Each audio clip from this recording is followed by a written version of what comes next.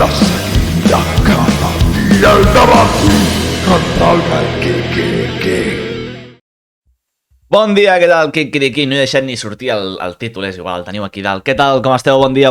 Què tal, Molotov? Benvingut, com estàs? Bon dia.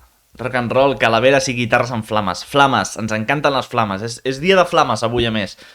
Per un tema que està passant por ahí. Què tal? Bon dia, benvingut. Gràcies a Loati, o ara em diràs com es pronuncia el teu nom, pel follow que has fet mentre estàvem esperant amb aquest compte enrere. Moltes gràcies, benvinguda. Hola, què tal? És dilluns una altra vegada. 11è Kikiriki. Començo la tercera setmana. Em sembla una autèntica locura haver aguantat tants dies. Portar 11 dies matinant, 11 dies sense dormir-me. És increïble. Rock and roll, sempre. Ets més de fer-ho així? O de fer-ho així, Molotov? De les persones que sou aquí, no sé si éreu habituals a penjar punts a Patata Brava. Patata Brava era una web que existia abans, coneguda pel seu famós rànquing de gent sexy de la classe, però que bàsicament servia per llegir frases mítiques de profes, penjar frases mítiques de profes i, sobretot, apunts. Exàmens, etc. Els estudiants compartien apunts a Patata Brava pel simple fet de compartir. És a dir, jo vaig penjar-ne perquè jo considerava que si jo m'havia descarregat apunts de Patata Brava que m'havien ajudat a complementar els meus, doncs jo podia penjar els meus perquè potser a algú li servien per complementar els seus. I fossin del meu any o fossin de més endavant, de més enrere, difícil, a menys que vinguessin amb la màquina del temps. Però vaja, que compartir coneixement com a estudiants. Obligació moral. Sí, és que no és una obligació, és que si la gent penja punts per bona voluntat per compartir, doncs està bé continuar compartint a la causa. A més que la universitat és una cosa que no és igual per tothom i que no tothom hi pot anar i estar dedicat 100% a la universitat. Hi ha gent que treballa, hi ha gent que no pot anar a classes, hi ha gent que se n'acabarà beneficiant de que hi hagi això, hi ha gent que podrà provar gràcies a trobar punts a Patata Brava. Doncs compartir això joder, està bé. Compartint aquesta història vaig descobrir que hi ha gent que es guanya uns eurillos fent això i em va deixar flipant. Sí, aquí vinc. Jo estic parlant de compartir apunts. Hi ha gent que es dedica a vendre els apunts. I el que em va passar l'altre dia és que vaig rebre la trucada de la vicedegana de la meva facultat, la meva exfacultat, i em va dir que em trucava per un tema sensible. O sigui, quan em va dir qui era, va ser profe meva, a més. Dic, hòstia, què tal? Com estàs? I diu, bé, escolta, tallant ràpidament el rotllo, et truco per un tema una miqueta delicat. Jo dic, m'han de retirar el títol per alguna que he fet? Pel Kikiriki que em retiren el títol o alguna cosa. I em diu, és que estàs venent els meus apunts a Doxity. I jo, ¿Cómo? ¿Cómo? Què és Doxity? Jo estic venent apunts? En quin moment estic venent apunts? No em sona estar venent apunts per res del món. I jo internament vaig pensar, dic, igual en algun moment d'estar fatal econòmicament i ser estudiant vaig decidir posar-los a la venda a algun puesto i als 2 dies me'n vaig oblidar. I no, el que passa és que Doxity és una empresa italiana que ha comprat Patata Brava, s'ha quedat tot l'arxiu, tota la base de dades de Patata Brava i els apunts que hi havia els està venent. O sigui, apunts que ha penjat de forma desinteressada, que han penjat un munt d'alumnes, milers d'alumnes, de fet, han penjat apunts a Patata Brava de forma desinteressada pel simple fet de compartir-los, doncs ara Doxity els està venent. Però és que a més Doxity ha guardat la base de dades de Patata Brava i posa el nom de la persona que ha penjat aquells apunts, la seva foto, si és que en tenia, amb l'usuari de Patata Brava, absolutament tot. Per tant, per això van relacionar uns apunts amb mi conforme els estava venent jo, i el que et fa semblar és que tu, com a estudiant o exestudiant, estàs venent aquests apunts. I em van dir que estava violant la llei de propietat intel·lectual i que, si us plau, que els esborrés, perquè si no, doncs, tindria problemes. I vaig tenir sort que la persona que em va trucar m'ho va dir de bones maneres i de bon rotllo, que passa amb un altre profe, els típics de llegiu el meu llibre i ja ens veurem a l'examen final, que t'arriba un burofax directament a la porta i no et truquen primer. Les universitats es veu que s'estan posant, almenys l'autònoma, s'està posant molt seriós amb això i a perseguir això. El tema és que per què Doxity, aquesta empresa, agafa aquests apunts i els ven. El que estan fent no és legal, i és tan poc legal això que estan fent, que en 4 hores vam arreglar el problema. O sigui, de seguida, però molt ràpid, ja estaven els apunts esborrats. La professora va enviar un mail, jo vaig enviar un altre mail, vam fer una mica d'estratègia comuna i gràcies a això, doncs, de seguida va quedar solucionat. Però que Em podria haver guanyat un ensurt per culpa d'això. Fotre el camp durant la sala d'espera mentre el joc comença. Epa! S'acaba de subscriure, LED Wayward, gràcies! Vamos! Gràcies! Olé! Tria cançó, la cançó que tu vulguis. Amb això, que la toco ara, la cançó que vulguis.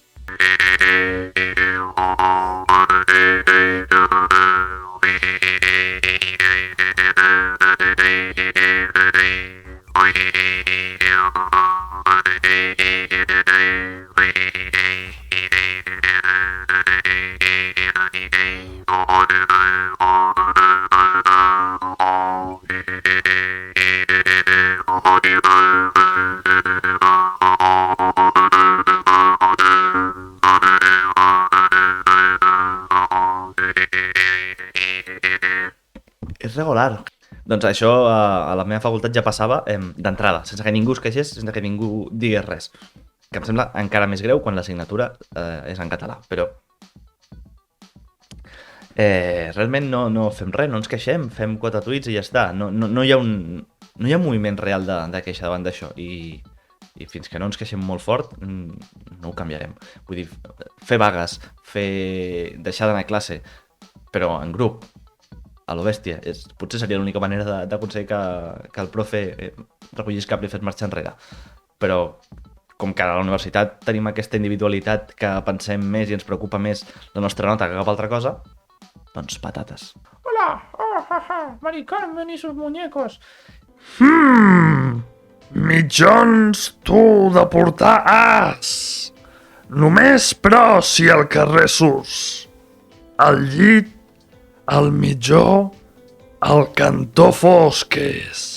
Ajornada la nova llei de l'audiovisual per la pressió al govern espanyol. El govern espanyol s'obre ara a negociar el blindatge del català en la nova llei. Els ERTOs podrien allargar fins al 31 de gener. Alemanya, per a les primeres eleccions sense Merkel es prepara aquest diumenge. Un nou assentament ibèric del segle VI abans de Crist descobreixen el jaciment Mas Castellà de Pondós, Alt Empordà, que la força t'acompanyi. Mira, m'agradaria saber qui és el doblador del Yoda i entrevistar-lo, a veure com ho fa. Vaig imitar el Doraemon l'altre dia, no en veu de Yoda, va ser tocant la cançó de Doraemon, de fet, i em van dir que si havia imitat el Peyu. Ojo això, Peyu, si creus que t'assembles al Doraemon, fes-me un tuit. Trobar l'equilibri. Com deia el Moncho Armendáriz, es decir, si la cosa por aquí no compensa, pues habrá que compensarla por el otro lado y que todo quede pues en equilibrio y en armonía. Moncho Armendáriz, gran director de cinema, si estàs veient això, una abraçada també. Jo tenia una companya de classe que no em parellava els mitjons, de fet, els tenia tots tirets al calaix de qualsevol manera, tenia un calaix només de mitjons, això ho sé perquè ho explicava ella. I que cada dia obria, n'agafava 2, els que fossin, i a funcionar. I mai portava mitjons igual, sempre els portava desparellats, però a ella li agradava i era una actitud i era la seva. I a tope, Clàudia, si ens estàs veient, una abraçada i espero que et vagi tot molt bé a la vida. Els mitjons es veuen. De fet, si es fan mitjons de dibuixos, mitjons de colors i mitjons divertits i mitjons amb dibuixos d'elefants, hola Roger Torres, si estàs veient això, és perquè la gent els veurà. És molt... Ho estàs llegint malament. A veure. YouTube en català és molt pic i pala molt. Ah! És que el... Merda! És que el xat em surt tallat el pic i pala. Gràcies, Molotov. Pensava que pic volia dir poc.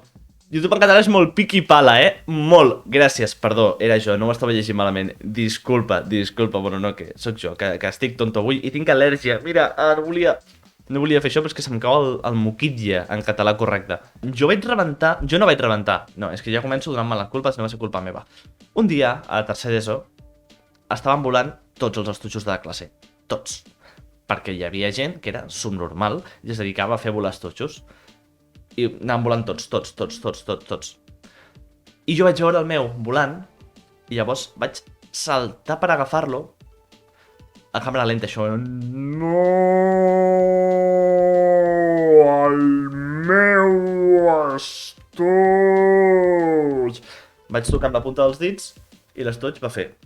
Va anar cap a dalt, feia una paràbola i va fer així. Va tocar un fluorescent i el fluorescent, pum! Va rebentar a la taula i em van obligar a pagar 20 euros pel fluorescent. No va ser culpa meva. Però la Sandra Rodas, la desgraciada també, va dir sí, ha estat el Carles que té l'estoig, fia puta. Jo intentava agafar el meu estoig. Jo no havia tirat l'estoig, jo no estava tirant estojos. Una desgraciada. No te lo perdonaré nunca, Manuela Carmena. Recordo un dia que la pija de la classe, la jefa de les pijes, perquè eren 4 o 5, va fer la mítica de d'omplir de guix el... No, va omplir de guix a la cadira del profe de socials, a segon d'ESO, al Castrillo. Tinc una memòria increïble. I clar, quan el senyor s'aixecava a escriure a la pissarra, ens tenia tot el cul ple de guix. I clar, risses a saco. Això és bullying contra els profes i això és molt greu realment, però... Amb el meu company Ivan de taula reiem... Però reiem sempre i no reiem del profe, reiem de merdes nostres i ens passàvem la classe rient perquè ens avorríem i parlàvem de les nostres merdes. Doncs, el desgraciat aquest ens va acusar a nosaltres d'haver-li fet això a la cadira perquè havíem estat rient tota la classe. Que de fet el tio va ser una miqueta... És que me'n recordo tant del moment. Va ser una miqueta rotllo Gladiator. El tio entra a classe, passa la mà així per... És que, bueno, la càmera està aquí, clar. Passa la mà així, mentre camina, per la zona per posar els guixos, ve cap a nosaltres. De fet, ja fot la culpa a l'Ivan, no a mi. Iván, ¿tú sabes lo que es esto? Amb un accent així que tenia el Castrillo. ¿Tú lo sabes? Que es muy gracioso ponérmelo en el culo. Increïble. I no va ser culpa d'ell, va ser culpa de la Noguera, però bueno... Pobre Ivan va llapar per tots. No em van donar... Una altra vegada, la resta de notes, per inèrcia, joder, em poso les gomes. Viro o no, mima això. Això vol dir, anem a beure cervesa. Viro o no, mima això. Això m'encantava dir-ho. La Carlota, que de vegades passa per aquí, la Xal ZFM, la vostra emissora de confiança, no sé si avui hi és, si estàs escoltant això, manifesta't.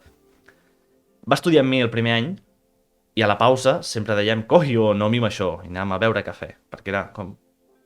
anem-hi, perquè la Carlota i el cafè són com una mateixa cosa. Gràcies per haver estat per aquí, gràcies per haver vingut, per haver participat al chat, gràcies aquesta setmana especialment perquè heu comentat a saco, heu tret molts temes, m'heu ajudat moltíssim a tirar això endavant, gràcies. Ens veiem dilluns a les 8 del matí, una altra vegada, com sempre. Moltes gràcies, que vagi bé, bona setmana, bon cap de setmana i a tope amb la vida. Ciao, ciao.